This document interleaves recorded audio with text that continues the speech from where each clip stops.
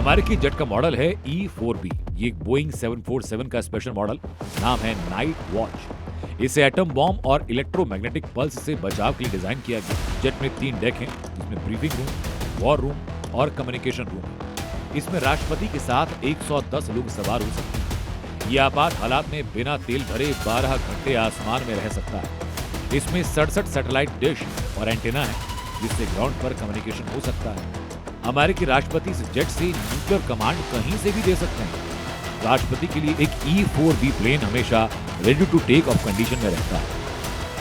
अमेरिकी राष्ट्रपति के लिए ये डूम्सडे प्लेन हर 5 से 10 साल में एडवांस किया जाता है। अभी तक की बात की जाए तो 1970 के दशक से अभी तक इसे 8 बार अपग्रेड किया जा चुका है। डूम्सडे प्लेन की सिर्फ बाहरी जानकारी ही दुनिया तक है। अंदर से इस जेट की क्षमता कितनी है, ये अभी तक कोई नहीं जानता। ये बिल्कुल सीक्रेट है। अब ऐसे में इसे डूम्सडे प्लेन नाम इसीलिए दिया गया क्योंकि अगर युद्ध में परमाणु हमले की नौबत आ जाती है तो अमेरिकी राष्ट्रपति इस प्लेन में सवार हो जाएं और जब वो फ्लाइट में है अपने सैन्य अधिकारियों के साथ उसी वक्त वो परमाणु हमले का ऑर्डर दे सकें। लेकिन अमेरिकी राष्ट्रपति के अलावा सिर्फ रूस के राष्ट्रपति के पास ये डूम्सडे प्लेन। हिरोशिमा पर परमाणु हमला। दूसरे विश्व युद्ध के दौरान जब अमेरिकी वायुसेना को हिरोशिमा पर परमाणु बम गिराने का ऑर्डर मिला, तब इसके लिए सामान्य फाइटर जेट का इस्तेमाल किया।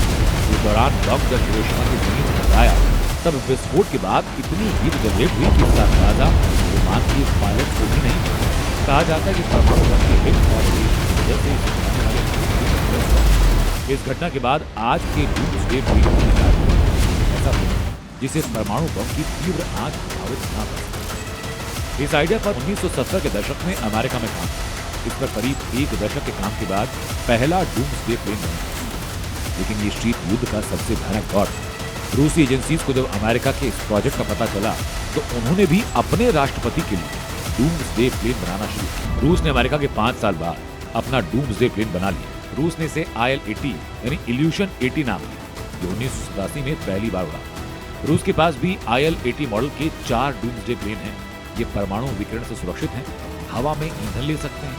रूस अब अपने डूम्सडे प्लेन के नए वर्जन IL-90 पर काम कर रहा है। रूस और अमेरिका यही 2 देश जिनके पास दुनिया के 3 चौथाई परमाणु बम और इन्हीं के पास डूम्सडे प्लेन बनाने की तकनीक है, जिनके राष्ट्रपतियों को किसी भी आपात स्थिति या परमाणु हमले के दौरान जमीन से 40,000 फीट ऊपर एक फ्लाइंग कमांड सेंटर देती है। यूक्रेन युद्ध के दौरान रूस ने एक बार अपने डूम्सडे प्लेन की झलक दिखाई। उसके बाद अमेरिका का डूम्सडे प्लेन ईरान से जंग में ready to take off mode में, यानी कुछ दिनों या घंटों में अमेरिका कुछ बड़ा प्लान करने वाला है। ऐसा प्लान जो 40 दिन की जंग के बाद ईरान को घुटनों पर ला सके।